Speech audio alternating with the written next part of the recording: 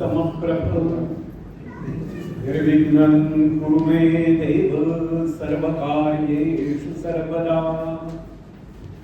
गणनाथ सरस्वती रवि शुक्र बृहस्पति पंचेतानि स्मरे नित्यं वेदवाणी प्रवर्तते। गुरुर्ब्रह्मा गुरुर्विष्णुः गुरुर्देवो महेश्वरः गुरुसाक्षात् परब्रह्म तस्मै श्री गुरवे नमः। सन्माननीय व्यासपीठ, आजचे उत्सव मूर्ती देवव्रत, ज्यांना अनेक पदव्या प्राप्त झाल्या असे देवव्रत, आणि त्यांना ज्या प्राप्त झाल्या ते ज्यांच्यामुळे झाले असे त्यांचे गुरु आणि वडील महेशजी रेखे, बाकी व्यासपीठावरील सगळी सन्माननीय मंडळी आणि आपण सगळेजण वेदप्रेमी बंधू भगिनींनो,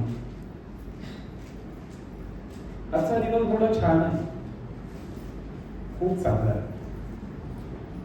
आमच्याकडे वेदामध्ये म्हटलंय, भद्रं कर्णे विष्णुयाम देवाः भद्रं पश्येमाक्षभिर्यजत्राः.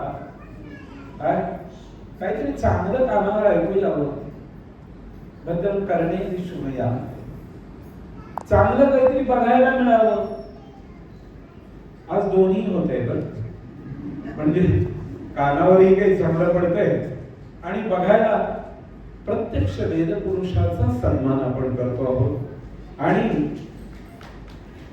ज्यांनी रेकॉर्ड ब्रेक केले, आज 200 वर्षात जी गोष्ट झाली नाही ती करून दाखवली आहे. त्यासाठी आपण सगळेजण जमलेले आहोत. आमचा स्वभावच आहे की आम्ही सगळेजण ज्ञानाचे पूजक आहोत. ज्ञानाचेही, ध्यानाचेही, विद्येचेही आम्ही नेहमी पूजा आम्ही करायची ती कशाची करायची. आपण राजकारणी लोकांचे सत्कार करतो, पण किती मनापासून करतो मला माहिती नाही बरं का.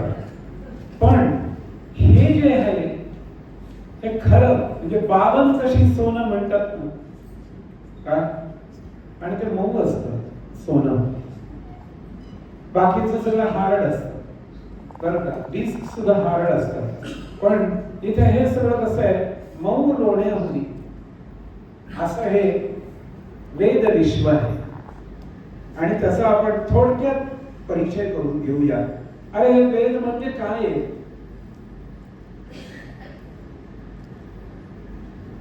एक लक्षात घ्या की हे वेद प्राप्त झाले ते ऋषींना प्राप्त झाले आणि ते त्यांनी ऐकले. आमच्या धर्माला कोणी वेगळा प्रेषित वगैरे नाहीये बरं. आणि आमचा धर्म अनादि अनंत आहे, त्यामुळे खतरे में है अशी आम्हाला गोष्ट कधी करावी लागत नाही बरं का. कारण आम्हाला बेस आहे तो वेदांचा, आणि त्यामुळे आमचं जे जे काही सामर्थ्य आहे ते ज्ञानाधिष्ठित आहे, तपाधिष्ठित आहे. आणि त्यामुळे त्याला एक वेगळी झळाळी. ऋषींनी मंत्र श्रवण केले म्हणून वेदाला श्रुती म्हणतात. आणि श्रवण केलेले जे आहे त्याचा वापर केला आणि त्याच्यावर आणखी रचना केली त्याला स्मृती म्हणतात. म्हणून आपण नेहमी बघा पूजा वगैरे करायला बसतो की काय म्हणतो, श्रुती स्मृती पुराणोक्त पुण्य फल प्राप्त्यर्थम. श्रुती म्हणजे वेद आणि स्मृती म्हणजे ऋषींनी निर्मिती केलेली गोष्ट पुढची आहे. तर असे हे जे वेद आहे हे भगवंताचे, परमेश्वराचे श्वास आहे. आणि ज्या श्वासांचं रक्षण कुणी करतात बरं का, मग त्यांची आम्ही पूजा नको का करायला. म्हणून असे हे आज महानुभाव दोघे जण आहेत. एक अल्प वयाचे आणि एक मध्य वयाचे पण दोघांनीही उच्चांक केलेले, म्हणून आपण आज त्याचं इथं कौतुक करतो.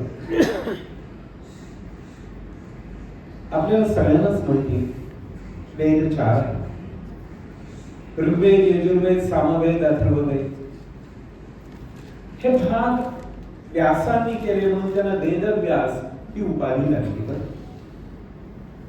आणि एकंदरीतच माणसांची आयुष्य संख्या कमी कमी व्हायला लागली म्हणून व्यासांना काळजी पडली की हे सगळं टिकायचं कसं, म्हणून त्यांनी भाग केले ऋग्वेद, यजुर्वेद, सामवेद, अथर्ववेद. त्या ऋग्वेदाची भूमिका जी आहे, कारण हे सगळे जे वेद आहेत हे यज्ञासाठी, प्रत्येक कर्म जे ते यज्ञासाठी. आणि यज्ञाला महत्व काय आहे माहितीये का? यज्ञ प्रसाद रूपाने अनेक योजनांपर्यंत जाऊन पोहोचतो. हे यज्ञाचं वैशिष्ट्य आहे. तुम्ही जर घरात सत्यनारायण केला समजा, किती लोकांना बोलवलं? काय 100 लोकांना बोलवलं, 200 लोकांना बोलवलं, प्रसाद दिला, तीर्थ दिलं, होय की नाही? एखादा फारच मोठा असला तर 5000 लोकांना बोलले. पण यज्ञ केला तर यज्ञ जो आहे हा हवेत मिसळतो. म्हणजे आपण दिलेल्या आहुती आणि त्याच्याबरोबर केलेला मंत्रोच्चार हा वातावरणामध्ये मिसळतो आणि त्याचा फायदा नुसत्या माणसांना होत नाही. वृक्ष, वेली, पशु, पक्षी सगळ्यांना यज्ञाचा प्रसाद प्राप्त होतो आणि तो फक्त वेद कृपेने प्राप्त होतो. म्हणून वेदांचं महत्व विशेष आहे, हे आपण लक्षात ठेवलं पाहिजे. म्हणून कुठलाही यज्ञ करायचा झाला तर एक एक भूमिका आहे, एकेकाला एक एक काम दिले. मग त्याच्यामध्ये ऋग्वेदाने काय करायचं? देवतांना बोलवायचं. अक्षतेचं काम आहे ना, जातो की नाही आम्ही? आमच्याकडे लग्न आहे, आमच्याकडे मुंजे आहे, सगळ्यांनी यायचं, जेवण केल्याशिवाय जायचं नाही, अवश्य यायचं. आपण किती अर्जकाने सांगतो ना, हेच काम ऋग्वेद करतो. म्हणून ऋग्वेदाचा मंत्र त्याच्यात आर्जव आहे. ती कशी आहे बघा, सोपा आहे, साधा आहे. सहस्रशीर्षा पुरुष सहस्राक्ष सहस्रपात सौम्यं विश्वतो वृत्वात्यतिष्ठदशांगुलम्. याच्यात एक मंत्र म्हणण्यात अर्ज आहे. म्हणून ऋग्वेदाने बोलवलं की देवतांना यावंच लागतं. का? ते मंत्र ब्राह्मणाधीना ब्राह्मणो मम दैवतम, गोपालकृष्णांनी म्हटलेलं आहे बरं का, की योग्य पद्धतीने तुम्ही मंत्र म्हटला की मला तिथे यावंच लागतं, काही बोलायचं काम नाही, पुढे यायलाच लागतं. म्हणून ऋग्वेदाने बोलवल्यावर देवता येतात. यजुर्वेदाने त्यांना संतुष्ट केलं जातं, आहुती दिली जाते. पण आहुती दिली जात असताना आग्रह केला जातो, हो 2 लाडू जास्त घेतले पाहिजेत. म्हणून इथे तोच मंत्र सहस्रशीर्षा पुरुषः सहस्राक्ष सहस्रपाद सभूमिं विश्वतो वृत्वा अत्यतिष्ठदशांगुलम्. मंत्राचा टोन बदलला बरं, घेतलंच पाहिजे. आणि आता देवता आली, बोलवल्याप्रमाणे आली. देवता नुसती येत नाही, म्हणून अनेक देवतांना घेऊन येतात, उपदेवता असतात. म्हणून लक्षात ठेवा, कुठलाही यज्ञ आहे ना की त्यावेळी पीठ मांडली जातात आणि अनेक देवतांना त्यावेळी बोलवलं जातं. तुम्ही म्हणाल असं का हो? आमचे पंतप्रधान जर कुठल्या दुसऱ्या देशाला गेले तर काही एकटे जातात का? त्यांच्याबरोबर मंत्री असतात, त्यांच्याबरोबर सेक्रेटरी असतात, त्यांच्याबरोबर आणखी बाकी माणसं असतात. कारण सगळ्यांना माहिती आहे हे आले नाही, यांना बोलवलं ना की माणसं काहीतरी मागणार. माणसांचा स्वभावच आहे काहीतरी पाहिजे, मला हे पाहिजे, मला ते पाहिजे. आणि त्यावेळी ते लगेच ग्रँटेड म्हणतात ना की बाकी सेक्रेटरी असतात ते लिहून घेतात, हा त्यांना हे द्यायचं कबूल केले, ते द्यायचं कबूल केले. तशा ज्या उपदेवता असतात ह्या ते काम करतात. म्हणून लक्षात ठेवा, की सगळं मंत्रिमंडळ घेऊन देवता जातात, नुसता एकटा विष्णू येत नाही, लक्ष्मीला घेऊन येतो. राधे को साथ लाना असं म्हणतात की तसे ते त्यांना घेऊन येतात बरोबर, आणि मग काम होत असतं. अशा या देवता आल्यानंतर मग काय करावं लागतं? त्यांना आहुती दिली, संतुष्ट केलं. आपण सुद्धा पाहुणे गेस्ट बोलवले की काय करतो?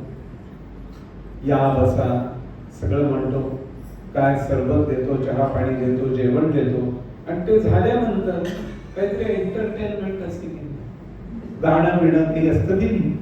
म्हणून तेच काम आमच्या वेदांनी सामवेदांनी करायला सांगितलंय. बरं, आता तुम्ही पहिलाच मंत्र ऐकला, मी सगळ्या ज्या व्हरायटी आहेत ना त्या एकाच मंत्रात दाखवतोय बरं का आपल्याला सगळ्यांना.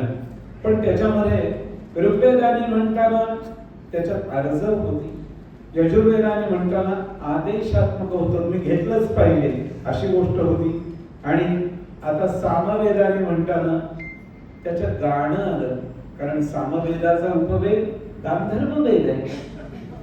म्हणून काय होतं? सहस्रशीर्षा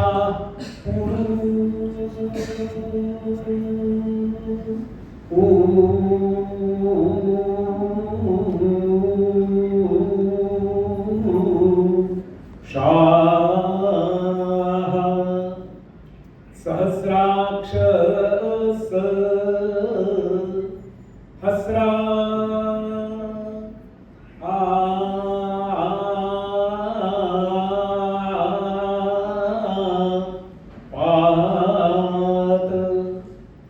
सबूमिं सर्व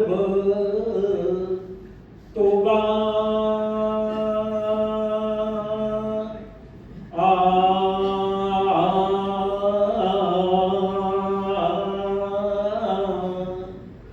अत्यतिष्ठ शांपू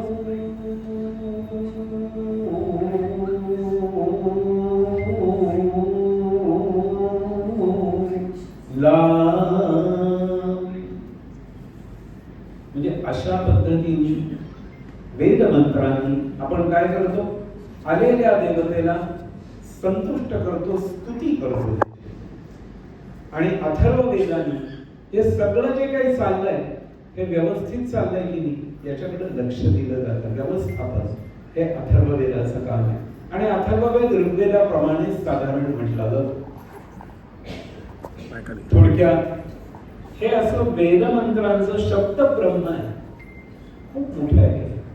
पण हे शब्द ब्रह्म काम करत असतं आणि ते दृश्य रूपाने आणि अदृश्य रूपाने दोन्ही प्रकारे काम करत असतं. आपण सगळेजण वेद सेवा करण्यासाठी इच्छुक आहोत. आपल्याला वाटतं की माझ्या हातून काहीतरी वेदाची सेवा घडली पाहिजे.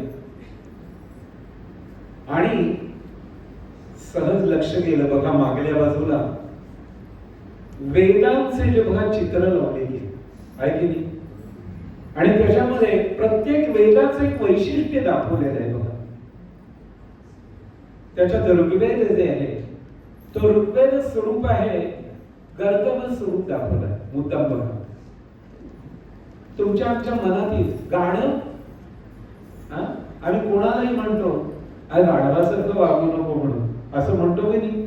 इथे चिन्ह दिसताना तुम्ही जर बघितलं, प्रत्येक प्राण्यांचं जर हे बघितलं तर त्याच्यामध्ये वैशिष्ट्य आहे.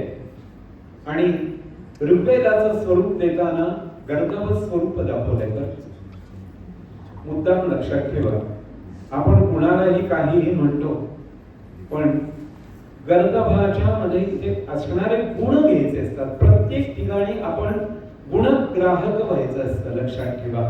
आणि त्याच्यामध्ये गाढव हे सातत्याने काम करत राहतात, न दमता न चुकता सतत 8-8, 10-10 तास ते काम करू शकत आणि मालकाशी प्रामाणिक असत. बरं का? अहो तो खायला सुद्धा घालत नाही पण ते त्याच्याशी प्रामाणिक असत. आणि बाकी सगळे प्राणी कुठलंही पाणी पितील पण गाढव फक्त स्वच्छ पाणी पितं. बरं, हे लक्षात ठेवा. आणि त्याला एक रस्ता जो दाखवून दिलेला असतो ना त्या रस्त्याने ते जाणार आणि त्या रस्त्याने परत येणार. गाढवाचा हा गुण आहे. म्हणजे प्रत्येकामध्ये काहीतरी गुण जे आहेत ते आम्ही घ्यायचे हे इथं सांगितलेलं आहे. यजुर्वेदाला बघा मेषारूढ, मेषस्वरूप म्हणजे मेंढ्याचं रूप दिलेलं आहे. बघा म्हणतात काय हो, यज्ञामध्ये सुद्धा असं म्हणलेलं आहे की मेंढ्याच्या याचं जे आसन आहे ना आपण वापरतो, घोंगडी असते किंवा बसायला आसन असतं, तर अजलोम आणि ही जी त्याचं जे आसन आहे ते यज्ञ नारायणाला किंवा वेद भगवंताला ते अत्यंत प्रिय आहे असं सांगितलेलं आहे. आणि मेंढीचं दूध अत्यंत प्रिय आहे असं सांगितलेलं आहे. आपल्यापैकी कोणी नगरमध्ये हे पाहिलेलं असेल बघा की श्रौत यज्ञ तिथं झालेलं आहे. आपल्यापैकी कोणी पाहिले असतील. आणि त्यावेळी तिथं प्रबर्क्य म्हणून केला जातो. तर तूप उकळत असतं आणि त्याच्यात दूध आणून घालतात आणि ते दूध असतं ते गाईचं दूध आणि मेंढीचं दूध एकत्र करून घातलं जातं आणि मोठासा बीम तयार याचा ज्वाला अशी मोठी वर जाते. आपल्यापैकी कोणी पाहिलेलं असेल श्रौत यज्ञामध्ये ही गोष्ट केली जाते. तर त्याच्यामध्ये मुद्दाम मेंढीचं दूध वापरलं जातं. सर्वात औषधी असे गुण जर असते कोणामध्ये असतील तर त्या शेळीच्या दुधामध्ये. आणि कुठेही डोंगरावर जिथं इथं कोणी जाणार नाही तिथं जाऊन सुद्धा ते चरून येते बरं का. आणि सर्व प्रकारच्या वनस्पतींचं पोटामध्ये जिरवून एक औषध तयार करण्याचं काम शेळी मेंढी करत असते. यजुर्वेदाला ते काम केलंय बरं का. कुठेही जा, इकडे जा तिकडे जा, हे यजुर्वेदी मी यजुर्वेदी आहे बरं का. फक्त मी कृष्ण हे शिकलोय. पण आमचं काम हे आहे की कुठेही जायचं आणि चांगलं काय ते घेऊन यायचं आणि त्याचं चांगलं मिक्सचर करून पुन्हा ते घ्यायचं. हे काम आम्हाला करायचंय. म्हणून यजुर्वेदाची जी भूमिका आहे हे मागं ते चिन्ह आहे ते तुम्ही पाहिलं. सामवेदाचं काम जे आहे ते घोड्याचं आहे. घोडा आणि प्रत्येकातले गुण हे मुद्दाम लक्षात ठेवा. घोड्याचं आतडं एवढंच असतं बरं का. तुमचं आमचं सगळ्यांचं खूप मोठं असतं सगळ्यांचं. पण घोड्याचं आतडं फक्त 1.5 फूट असतं. पण तो हरभरे पचवतो. हरभरे पचवणं सोपं नाहीये बरं, लक्षात ठेवा. पण आणि घोड्याचं एक वैशिष्ट्य आहे, तो खूप लांब पर्यंत दौड करू शकतो न दमता. तो दमत नाही. आणि सामवेदाकडे हे काम दिले दमायचं नाही, सतत काम करायचं. सामवेदाच्या शाखा 1000 आहेत. यजुर्वेदाच्या शाखा 101 आहे. ऋग्वेदाच्या शाखा 21 आहे आणि अथर्ववेदाच्या 13 आहे. आज फक्त थोडे शिल्लक आहे. ऋग्वेदाची 1 शिल्लक आहे, शाखा. यजुर्वेदाच्या फक्त 4 शाखा शिल्लक आहेत. शुक्ल यजुर्वेदाची माध्यन्दिन आणि काण्व शाखा आणि आमच्या कृष्ण यजुर्वेदाची तैत्तिरीय आणि मैत्रायणी या 2च शाखा शिल्लक आहेत. कालौघात इतक्या गोष्टी नष्ट झाल्या. सामवेदाच्या 1000 शाखा होत्या पण त्याच्या आता फक्त 3 शिल्लक आहेत. जैमिनी, कौथुमी आणि रामायणी या 3च शाखा शिल्लक आहेत. अथर्ववेदाची शौनक आणि पिप्पलाद या 2च शाखा शिल्लक आहेत. म्हणजे हे वेद ब्रह्म एवढं जे शब्द ब्रह्म होतं हे कालौघात नष्ट होत गेले.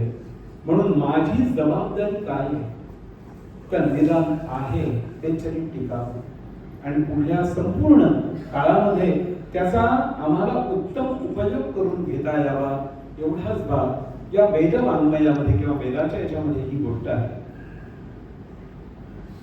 आता तुम्ही म्हणाल की हे सगळं तुम्ही सांगितलं पण आजचा जो उत्सव मूर्ती आहे बरं का, आमचा देवव्रत, त्यांनी काय पराक्रम केलाय त्याची आपल्याला माहिती असू दे ना. आपण ऐकतो दंडक्रम केला नेमकं काय केलं. तर एक गोष्ट लक्षात ठेवा की वेदाचा आम्ही मंत्र ज्यावेळी म्हणतो ना, एखादा मंत्र म्हटला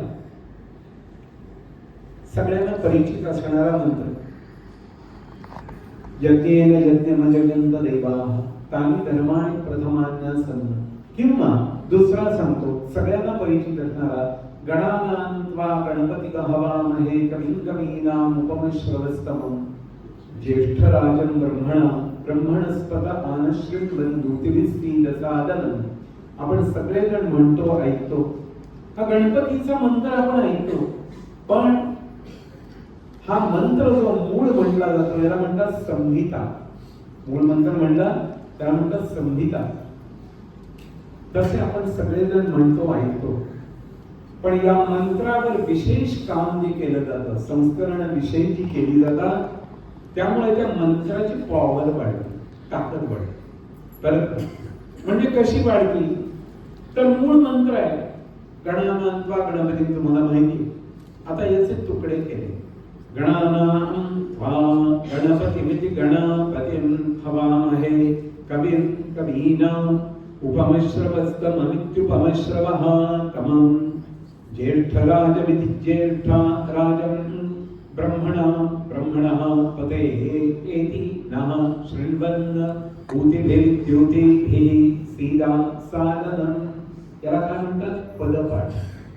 मूळ मंत्र आहे, याचे तुकडे केले, अत्रि ऋषींनी केले. बरं, आता हे तुकडे ते पुन्हा जोडले. गणानां त्वा गणपतिं हवामहे गणपतिमिति गणापतिं हवामहे कविं कवीनाम् उपमश्रवस्तममित्युपमश्रवः तमम् ज्येष्ठराजं ज्येष्ठराजमिति ज्येष्ठराजं ब्रह्मणः ब्रह्मणस्पते पतः आनः न शृण्वन् ऊतिभिः सीदा ऊतिभिर्द्युतिभिः सीदसादनम् सादनमिति सादनम्. काय झालं? याला म्हणतात क्रमपाठ. पहिला झाला त्याला म्हणतात पदपाठ, आणि दुसरा झाला त्याला म्हणतात क्रमपाठ. 1 2 2 3 3 4 याला म्हणतात क्रमपाठ.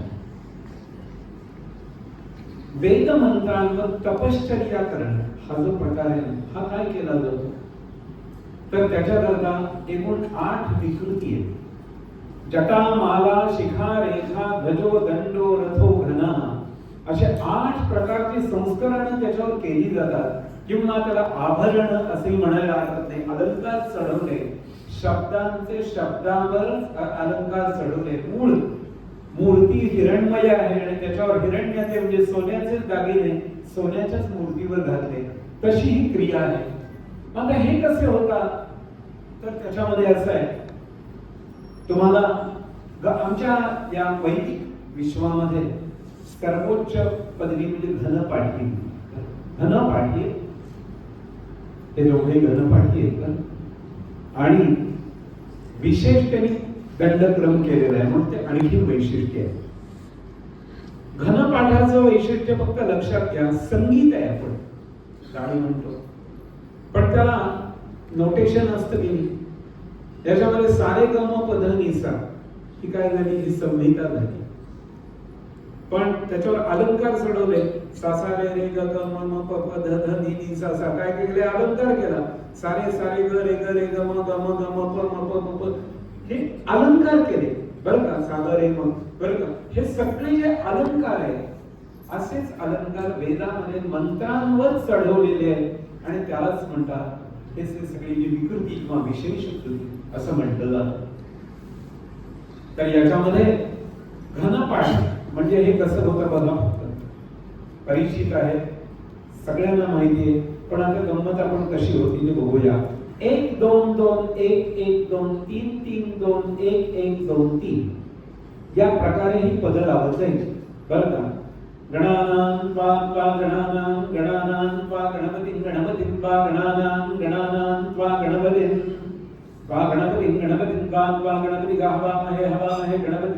गणपतिं हवामहे गणपतिं हवामहे गणपतिं हवामहे गणपतिं हवामहे कविं हवामहे गणपतिं हवामहे कविं गणपतिमिति गणापतिं हवामहे कविं हवामहे कविं कवीनां हवामहे कविं कवीनां कविं कवीनां उपमश्रवस्तमं उपमश्रवस्तमं कवीनां कवीनां उपमश्रवस्तमं कवीनां उपमश्रवस्तमं उपमश्रवस्तमं कवीनां उपमश्रवस्तमं उपमश्रवस्तममित्युपमश्रवहातमं ज्येष्ठराजं ब्रह्मणां ज्येष्ठराजं ब्रह्मणां ब्रह्मणां ज्येष्ठराजं ब्रह्मणाः ज्येष्ठराजमिति ज्येष्ठा राजं ब्रह्मणां ब्रह्मणस्पदे पदे ब्रह्मणां ब्रह्मणस्पदे पदे ब्रह्मणस्पदापदे ब्रह्मणस्पदापदे पदानो न आपदे पदानः आनो न आन शृण्वन् न आन शृण्वन् न शृण्वन्नो न शृण्वन्नोदिभिरुदिभिः शृण्वन्नो न शृण्वन्नोदिभिः शृण्वन्नोदिभिरुदिभिः शृण्वन्नोदिभिः सीदसि दोदिभिः शृण्वन्नोदिभिः सीदा ऊदिभिः सीदसि दोदिभिरुदिभिः सीदसादनदसादनदसि दोदिभिरुदिभिः सीदसादनम् ऊदिभिरित्यूदिभिः सीदसादनदसादनदसीदसीदसादनम् सादनमिति सादनम्.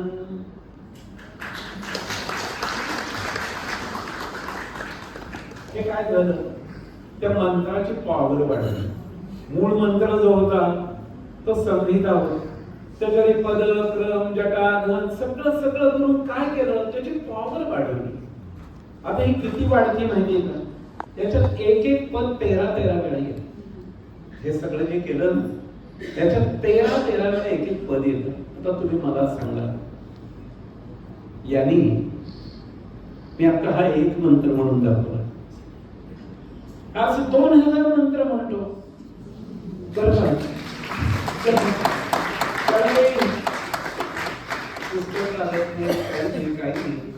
आता आपण गाणं म्हणायचं झाले पुढे म्हणतात. बरं होय की नाही? बघतो की नाही आपण. पण कंठस्थ ठेवणं हे किती अवघड आहे हे यासाठी लक्षात ठेवा. आणि सगळ्या गोष्टीचे अर्थ कळतच असतात असा भाग नाही, पण तरी सुद्धा ही गोष्ट होती. मंत्रांची शक्ती वाढत. आपण पुराणात किंवा याच्यामध्ये ऐकलेलं वाचलेलं आहे. अर्जुनाने तपश्चर्या करायला गेला, अस्त्र मिळवायला गेला. होय पाशुपत अस्त्र मिळालं, आणखी कुठलं अस्त्र मिळालं. म्हणजे काय झालं? शंकरांनी त्याला मंत्र दिला, त्यालाच आपण अनुग्रह म्हणतो. पण हा जो दिलेला अनुग्रह मंत्र आहे त्याच्यावर सगळे तू हे प्रकार कर, म्हणजे त्या मंत्राचं शस्त्र तयार होईल. मंत्राचं शस्त्रात रूपांतर करणं ही जी क्रिया आहे ही या विशेष कृतींमुळे विकृतींमुळे केली जाते. आणि असे मंत्र ज्यावेळी म्हटले जातात, प्रवाही होतात, त्याचा परिणाम असा होतो. या सगळ्यांना आपण काय म्हणतो? वेदमूर्ती म्हणून आपण म्हणतो ना, उल्लेख करतो. काय वेदमूर्ती? अहो यांना रात्री झोपेतून उठवलं ना, बरं का, नुसतं झोपेतून उठवलं आणि सांगितलं अरे अमुक सूक्त म्हण, तो लगेच धडाधडा म्हणून टाकेल. का? तर त्याच्या रक्ताच्या कणाकणामध्ये मंत्र बसले, त्यांची वस्ती. इतका रियाज केलाय की तो मंत्र किंवा त्याचे शब्द किंवा त्याची शक्ती त्या माणसाच्या शरीरातल्या पेशींमध्ये जाऊन बसलेली आहे. बघा आपल्या शरीरामध्ये किती पेशी असतात? कोणी कधी काउंट केलंय का? किती असतात? त्या लाल असू देत, पांढऱ्या असू देत, काय आरबीसी, डब्ल्यूबीसी किती आहे? कधी विचार केलाय का होती? एक थेंबभर रक्तामध्ये 1,00,000 पेशी असतात. माझ्या शरीरात जर 5.5 लिटर रक्त असेल तर त्याच्यामध्ये किती पेशी असतील फक्त विचार करा. आणि या सगळ्यांमध्ये मंत्र जे आहे ते सतार वाजवल्यानंतर जसे तसा झंकार होतो, तसं या घनपाठामुळे, क्रमपाठामुळे, दंडक्रमामुळे यांच्या अंतरंगात सतत झंकार होत असतो. मंत्रांचा परिणाम ते मंत्रमय होतात, म्हणून त्याला वेदमूर्ती म्हणतात. वेदमूर्ती कारण हे असतं. आपण अनेक कॉन्सर्ट पाहिलेले असतील की संतूर आहे, सतार आहे, आणि ते आपण ऐकत असताना आपण तन्मय होऊन जातो. की माणसं सतत त्या मंत्राशी कशी रत झालेली असतात, तद्रूप होतात आणि म्हणून त्यांच्या शब्दाला, त्यांच्या प्रत्येक कृतीला एक विशेष महत्व प्राप्त होत असते. आता देवव्रतांनी केलेला जो दंडक्रम आहे तो काय आहे तो आपण बघूया. मी फार वेळ घेणार नाहीये बरं का आपला, पण माझं कर्तव्य आहे की आम्ही काय केलं पाहिजे. आम्ही नुसतं काय आहे की वेदमूर्तीची पूजा केली एवढ्या भागायचं नाही. तुम्ही सगळेजण विचार करून बघा आणि 5-6 पिढ्या मागे जा. तुमच्या प्रत्येकाच्या बाबतीत तुम्ही 5 ते 6 पिढ्या मागे जा. अरे तुमचे पूर्वज जे होते ना ते सगळे वेदव्रतीच होते, त्यांनी वेदाध्ययनच केलेलं होतं, हे नक्की आहे. ब्रिटिश काळानंतर आम्ही बदललो. ब्रिटिश काळानंतर आमचा पोशाख बदलला, ब्रिटिश काळानंतर आमची वागणूक बदलली. पण लक्षात ठेवा, जरा मागे जा, 7-8 पिढ्या मागे जा, अरे सगळेजण आम्ही वेदशास्त्र संपन्नच होतो. हे लक्षात ठेवा. आता देवव्रतने केलेला जो आहे दंडक्रम म्हणजे काय आहे बघा, आणि किती अवघड आहे फक्त विचार करा. मी तुम्हाला आधी आकड्यात दाखवतो बरं, आणि मग आपण पुढे गंमत करून बघूया.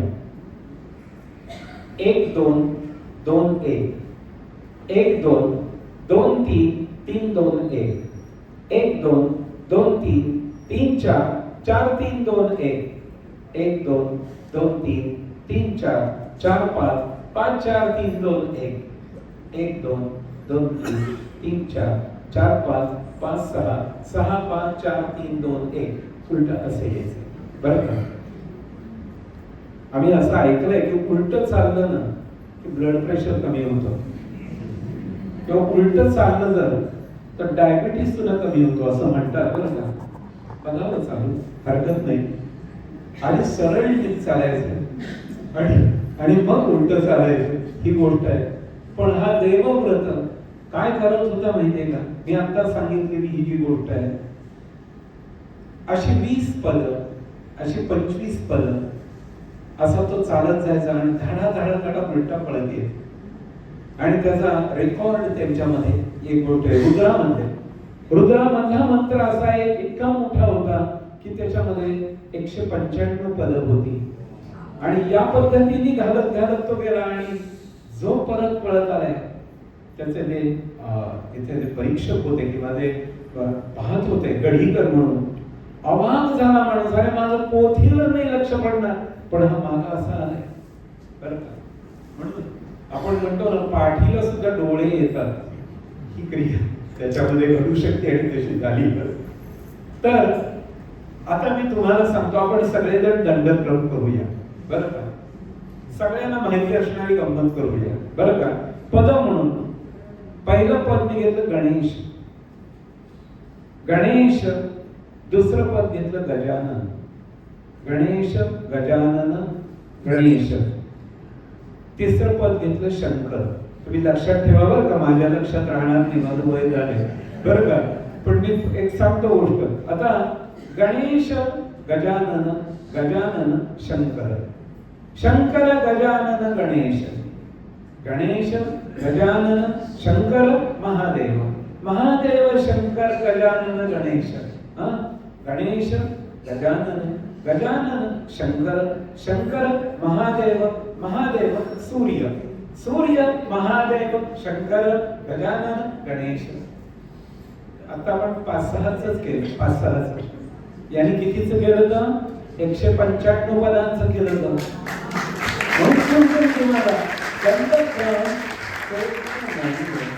त्यांनी विश्वविक्रम केला तर तो आहे, म्हणून लक्षात ठेवायचं. आता हा जर सगळा प्रकार आहे, त्याच्या पुढे मी फक्त सांगतो की आम्ही सगळ्यांनी वेद सेवा म्हणून काय करायला पाहिजे.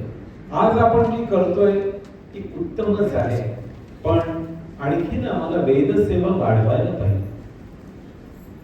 आणि ती वाढण्याकरता सद्गुरूंच्या पाशी प्रार्थना करायची की हे सद्गुरू, मला आणखीन काय करू हे सुचवा. मला तुम्ही स्वप्नात सांगा, नाहीतर कोणीतरी व्यक्ती येऊन सांगेल की मी काय करू. मला आज भगवंतांनी सगळं काही दिलंय, पण मला असं वाटतंय की वेद सेवा करावी. कारण हे ब्रह्म आहे ना, अक्षर ब्रह्म जे आहे, हे याची चोरी होत नाही बरं का. हे कायम तुमच्या जवळ राहतं. इतक्या त्या युनिव्हर्सिटी नालंदा तक्षशिला जळून गेल्या, पण तरी हे वेदवाङ्मय टिकलं, कारण ही कंठस्थ परंपरा शिल्लक ठेवलेली या लोकांनी. म्हणून की मी काय करू शकतो. तर आमच्याकडे असं म्हणलंय, यस्य कुक्षी गतं चान्नं वेदाभ्यासेन जीर्यते कुलम उद्धरते पुंसां दशपूर्वान् दशापरान्. मी दिलेलं अन्न, एखाद्या व्यक्तीला मी अन्न दिलं आणि ते अन्न वेदाभ्यास करून जर जिरलं तर काय होतं. अन्न देणारा जो व्यक्ती आहे त्याच्या मागल्या 10 पिढ्या, पुढल्या 10 पिढ्या, तो स्वतः असा 21 पिढ्यांचा उद्धार होतो. केवढं सामर्थ्य आहे. पण आपण दान देताना सुद्धा म्हणतो ना, सत्पात्री द्यावं, काय कुपात्री देऊ नये. नाहीतर काही मंडळी म्हणतील आता सध्याच्या काळात की आम्ही रस्त्यावरच्या एखाद्या भिकाऱ्याला दिलं, याला दिलं, त्याला दिलं. करुणा म्हणून या गोष्टी केल्या पाहिजे, पण दान म्हणून ज्यावेळी देताना ते सत्पात्र असलं पाहिजे. आणि लक्षात ठेवा, सिंहिणीचं दूध हे फक्त सोन्याच्या पात्रातच राहतं बरं का. सिंहिणीचं दूध सोन्याच्या पात्रात राहतं, बाकी कुठल्याही पात्रात घातलं तर ते पात्र फुटून बाहेर येतं. म्हणून लक्षात ठेवा, मी जे दान देणार आहे ते असं असलं पाहिजे की सिंहिणीचं दूध असलं पाहिजे आणि पात्र जे आहे ते सोन्याचं पात्र असलं पाहिजे. हिरण्मयेन पात्रेण, असं म्हणतात. म्हणून सोन्याचं पात्र, आणि त्याच्यात जर मी काही टाकलं ना तर ते गळणार नाही, ते चांगलं राहील. ही गोष्ट माझी भूमिका असली पाहिजे. अन्न धान्य या सगळ्या गोष्टी आपण देऊच, तो प्रश्नच नाही, दिलंच पाहिजे. ते माझं कर्तव्य आहे. कारण माझ्या धर्माचा बेस आहे तो वेद आहे. आम्ही आमच्या हिंदू धर्माचे धर्मग्रंथ काय म्हणून सांगतो तर आम्ही उच्च रवानी सांगतो, म्हणजे 4 वेद आहेत. पण ते टिकायला नको का, ते 4 स्तंभ आहेत, ते टिकले पाहिजे. आणि म्हणून माझं प्रत्येकाचं कर्तव्य आहे की माझ्या उत्पन्नातला काहीतरी भाग हा वेद कार्यासाठी दिला गेला पाहिजे.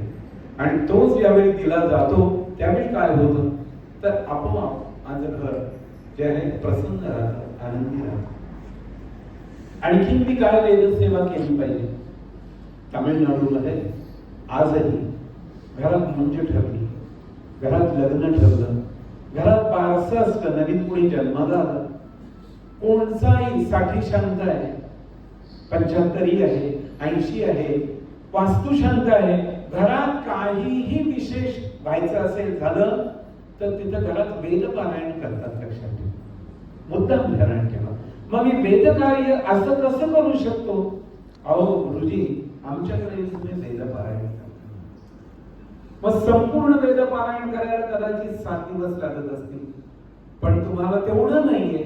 तुम्ही आमच्या घरात 1 दिवस येऊन जरी वेद पारायण केलं तरी सुद्धा त्याचा सुगंध सगळीकडे पसरेल. वेद कार्य करायचं असेल ना तर मीही पात्र आणि सुपात्र व्हायला पाहिजे. त्याशिवाय मला वेद कार्य कसं करता येईल. म्हणून कारण वेद हा परम पवित्र आहे. एकनाथ महाराजांनी काय सांगितलेलं आहे, देह शुद्ध करुनी भजनी भजावे आणि कांचे ना ठेवावे दोष गुण. माझा देहही पवित्र असला पाहिजे. म्हणून मीही काहीतरी नियम स्वतःला लावून घेतले पाहिजे. कुठेही जातोय, कुठेही खातोय, काहीही करतोय असं नाही करायचं.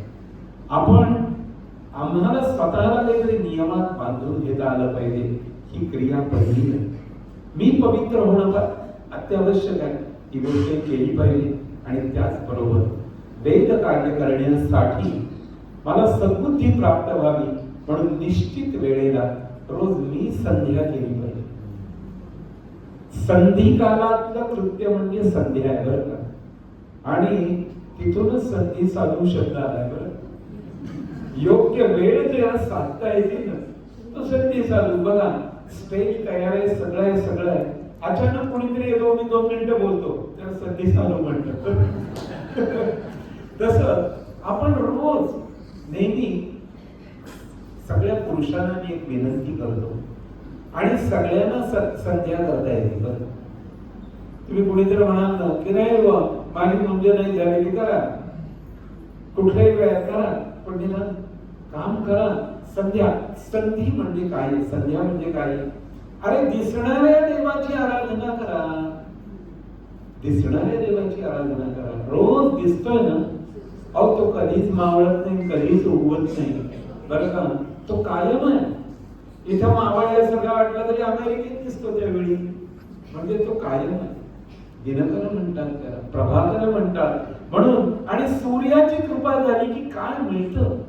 यश, कीर्ती, तेज, आयुष्य, आरोग्य, आत्मविश्वास, हे षडगुण आम्हाला सूर्याकडून प्राप्त होतात. म्हणून संधी काळ साधा. तुम्ही सगळे मुंबईकर आहात ना, ते पुण्यवान आहात. खरोखर सगळे मुंबईकर पुण्यवान आहेत. का आवाज म्हणे पुण्यवान? तर तुम्ही सगळे लवकर उठता, लवकर उठता म्हणून पुण्यवान आहात. मग त्याचं चीज करायला पाहिजे. स्नान झालं ना की त्या सूर्यनारायणाला 3 आज्ञा द्या, गायत्री मंत्रांनी द्या. आणि महिला विचारते किंवा आम्हाला नाही का करता येणार? भगवती सीतेने सुद्धा संध्या केली असा उल्लेख रामायणात आहे बरं का. मी रामायण वाचत असताना मला ती गोष्ट पाहायला मिळाली की त्या सीता माईंनी सुद्धा संध्या केली की. मग आम्ही नाही का करायची? मग काय करायचं, कसं करायचं? प्रत्येकाकरता मंत्र वेगळा आहे. म्हणून स्त्रियांसाठी सुद्धा गायत्री मंत्र आहे. यो देव सवितास्माकं धियो धर्माधि गोचरे प्रेरयेत् तस्य तद्भर्गस्तद्वरेण्य उपासमहे. हा स्त्रियांसाठीचा गायत्री मंत्र आहे आणि हा म्हणून मी अर्घ्य देऊ शकतो आणि हा मंत्र म्हणून आम्ही जपही करू शकतो. आम्ही संध्या करू लागलो. संध्याला काय म्हणतात माहितीये का? कामधुगा. ती कामधेनू आहे. संध्या ज्या घरात होते त्या घरामध्ये सगळ्या इच्छा पूर्ण होतात असं सांगितलेलं आहे. म्हणून मी प्रत्येकाने मी साधना या स्वरूपात काही ना काहीतरी गोष्ट केली पाहिजे, म्हणजे मला प्रेरणा नवीन नवीन होत राहते आणि माझ्या घरात कायम प्रसन्नता राहील. माझ्या घरात कुणीही क्रोधाविष्ट होणार नाही. काम, क्रोध, लोभ, मोह, मद, मत्सर हे जे आहेत ना, हे अंडर कंट्रोल राहतील. ते काही संपणारी वस्तू नाहीये, पण अंडर कंट्रोल राहतील. क्रोध असावा, पण किती असावा? संपूर्ण जेवणाच्या ताटात चटणी एवढा असावा, म्हणजे तो सुद्धा टेस्टी होतो बरं, क्रोध सुद्धा. म्हणून ही क्रिया जी आहे ही आमच्या जीवनात घडावी आणि हे काम सांगितलंय हे वेदांनी सांगितलंय. म्हणून लक्षात ठेवा. आता थोडक्यात आणखी फक्त 5 मिनिटात एक माहिती सांगतो की हे जे आहेत ना दोघे जण, हे शुक्ल यजुर्वेदाचे आहेत आणि शुक्ल यजुर्वेदाची उत्पत्ती स्थान जे आहे ते याज्ञवल्क्य महर्षींना भगवान सूर्यनारायणाकडून जो वेद प्राप्त झाला तो शुक्ल यजुर्वेद, तो मध्यान्ह समयी प्राप्त झाला म्हणून शाखेचं नाव माध्यन्दिन शाखा आहे. आणि सूर्यनारायण सुवर्णमय अश्वाच्या रूपाने पुढे उभे राहिलेले होते. याज्ञवल्क्य महर्षी त्यांच्या मागोमाग जाऊन मंत्र ग्रहण करत होते. म्हणून ते जे मंत्र आहे ते स्वर्णमय मंत्र आहे आणि ते मध्यान्ह समयी मिळालेले. आणि घोड्याचं पुच्छ ज्याप्रमाणे हालत होतं तसे त्या मंत्र म्हणत असताना यांचे उच्चार होत असताना जे स्वर होते ते त्याप्रमाणे प्राप्त होत होते. तुम्ही मुद्दाम बघा, हे ज्यावेळी मंत्र म्हणतील त्यावेळी यांचे हात हलतील, म्हणून त्याला हस्तस्वर असं म्हणतात. आम्ही म्हणतो ते कंठस्वर आहे आणि हे म्हणताना हस्तस्वर आणि कंठस्वर दोन्ही मिळून होतात. म्हणून असा जो भाग आहे हा शुक्ल यजुर्वेद जो आहे याच्यामध्ये 3 अक्षर अशी आहे. यच्या जागी ज आहे बरं का. म्हणून आपण म्हणतो ना यज्ञेन यज्ञमयजन्त देवाः, हे म्हणताना म्हणते यज्ञेन यज्ञमयजन्त देवाः ज येतो बरं का. पोटफोड्या श असतो त्या जागी ख हे अक्षर येतो आणि वच्या जागी ब येतो. संपूर्ण उत्तर भारत किंवा पुष्कळचा भाग, आता उद्या ते नेपाळला जाणार आहे, संपूर्ण भाग असा आहे की जिथे शुक्ल यजुर्वेदाचं प्राबल्य. दक्षिण भारत आमचा भाग बरं का. दक्षिणात याच्यात कृष्ण यजुर्वेदी तैत्तिरीय शाखेची मंडळी आहे आणि वरच्या भागामध्ये शुक्ल यजुर्वेदाची मंडळी आहे. पण या दोघांमध्ये एक वेगळं सामंजस्य आहे, मुद्दाम लक्षात ठेवा.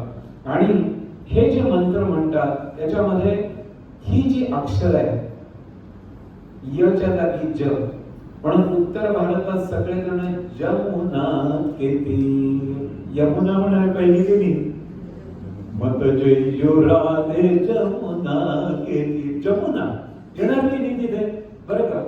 जसराज म्हणते, आपण यशराज म्हणू की हा. म्हणून त्या त्या ठिकाणी यच्या जागी ज आला आणि वच्या जागी ब आला. म्हणून काशी विश्वनाथ, तुम्ही ब तिथं म्हणते सगळीकडे विश्वेश्वर गंज असं म्हणते, ब येतो तिथे. आणि पोटफोड्या शच्या जागी ख येतो. भजिजो आदि पुरुखी अखंडित. ख ज्ञानोबा माऊली शुक्ल यजुर्वेदाच्या होत्या बरं का. म्हणून पसाय नामामध्ये सुद्धा भजिजो आदि पुरुखी अखंडित असा हा शुक्ल यजुर्वेद आहे. याज्ञवल्क्य महर्षींच्या तपस्येने तो प्राप्त झालेला आहे. आपण पुराण वाचताना याज्ञवल्क्यांचं चरित्र जर पाहिलं तर त्याच्यामध्ये जनक राजा आणि याज्ञवल्क्य त्यांचा संवाद आहे. याज्ञवल्क्यांच्या याच्यातून निर्माण झालेले ज्या ज्या गोष्टी आहेत त्या बृहदारण्यक उपनिषद आहे. फार मोठं आहे आणि फार उत्तम आहे. म्हणून लक्षात ठेवा की आपण आज एका सुवर्ण क्षणाला साठवून घेणार आहोत. माझ्या अंतरंगात मी ज्या ज्या काही उत्तम गोष्टी पाहिल्या आहेत, ऐकल्या आहेत, त्यापैकीची एक गोष्ट आज आपण आपल्या अंतरंगात घेऊन जाणार आहोत. वेदाची सेवा करा, जशी जमेल तशी उत्तम प्रकारे करायचा प्रयत्न करा. आणि आणखीन एक गोष्ट सांगतो, आता इथे जमलेली मंडळी पुष्कळशी जी अशी वृद्ध मंडळी आहेत माहिती मला, काही तरुण मंडळी आहेत. पण वेद रक्षण जर व्हायचं असेल, वेद जर टिकायचं असेल तर नवीन मुलं नको का. सगळेच IT कडे गेले तर काय उपयोग. सगळेच डॉक्टर झाले, सगळेच काय इंजिनियर झाले, वकील झाले, तर धर्मरक्षण कोणी करायचं काय. याची जबाबदारी कोणावर आहे की नाही. आम्ही नुसतं रडून उपयोग नाही. तर आमच्या पुढल्या पिढीमध्ये मला एक मुलगा असा असावा की तो मी धर्मासाठी देईन, धर्मरक्षणासाठी देईन, ही माझी जबाबदारी. आणि तुम्हाला सांगतो काही कमी पडत नाही. आमचा अनुभव आहे. वेदाचं अध्ययन केलं, वेदाला अनुसरण केलं तर काहीही कमी पडत नाही. आणि मी आणखीन एक मजा सांगतो, अरे तुम्हाला नोकरी काम धंद्याला जाणाऱ्या माणसांना इतक्या वाजता गेलं पाहिजे, इतक्या वाजता परत आलं पाहिजे, लोकांना जा, हे करा ते करा, काय डोक्याला किती ताप असतो. आणि इथं सगळं करून गेल्यानंतर तो वरचा कोण असेल तो काहीतरी असं बोलतो की सगळा दिवस वाईट होतो बरं का. म्हणून लक्षात ठेवा की आम्ही सगळे हे वैदिक विश्वातली मंडळी आहोत. दक्षिणा दिली जाते आणि दिल्यानंतर माणूस नमस्कार करतो, नतमस्तक करतो. असं पगार दिल्यावर होतं का. होतं नाही होत. म्हणून ही जी गोष्ट आहे जे मिळेल ते सन्मानाने मिळेल आणि उत्तम असेल. आणि स्वदेशे पूज्यते राजा, विद्वान सर्वत्र पूज्यते. हे मुद्दाम सांगतो. मी 15 देशात गेलोय, अनेक वेळा अनेक ठिकाणी गेलोय, पण तुम्हाला सांगतो तिथे आम्ही सेलिब्रिटी होतो बरं. आमच्या पुढेमध्ये पायलट कार असायची आणि यज्ञाच्या मंडपात गेल्यानंतर 5000 माणसं बसलेली, पण आम्ही तिथं 16 ब्राह्मण उतरलो की सगळी माणसं परदेशातली, पाश्चात्य, तिथले फक्त हिंदू होते असं नव्हे, तर सगळी माणसं उठून अभिवादन करायचे. ही गोष्ट आपल्याला नक्की प्राप्त होऊ शकते. वेदांचं तुम्ही जेवढं अधिक अधिक अधिक अधिक त्यांना सन्मान द्या वेदाला, तेवढे वेद तर मोठा आहेच आणि तो अधिक वाढेल, पण आपण स्वतः सन्मानित होऊ. अरे आपण देवाची पूजा का करत होतो, तर माझी कोणीतरी पूजा करावी. देवाला मी गंध लावतो, मला कोणीतरी गंध लावेल. देवाला मी हार घालतो, मला कोणीतरी हार घालेल. ही गोष्ट त्याच्यामध्ये आहे. कारण परमेश्वर एकही गोष्ट स्वतःकडे ठेवून घेत नाही. तुम्ही एक हार घालता तर तुम्हाला 10 हार घालेल, लक्षात ठेवा. पण मी एक तरी घालायला पुढे नको का यायला, ही गोष्ट लक्षात ठेवा. मी ज्या वेळेला 10 रुपये देतो त्यावेळी 100ची व्यवस्था त्यांनी केलेली असते. नेहमी दातृत्व असावं आणि ते जर म्हणजे आणि चांगलं सत्पात्री दातृत्व असावं, त्याचाही निश्चित उत्तम उपयोग होतो. हे लक्षात ठेवा. मी अधिक वेळ घेणार नाही बरं का, पण एवढं सांगितलं. आता आपण पुढच्या गोष्टीकडे जाऊया. आपल्याला सगळ्यांना नेमकं वेद म्हणजे तरी काय आहे एवढी गोष्ट माहिती असावी म्हणून मी प्राथमिक सांगायचा प्रयत्न केला. पुनश्च एकदा संधी दिल्याबद्दल धन्यवाद. नमस्कार.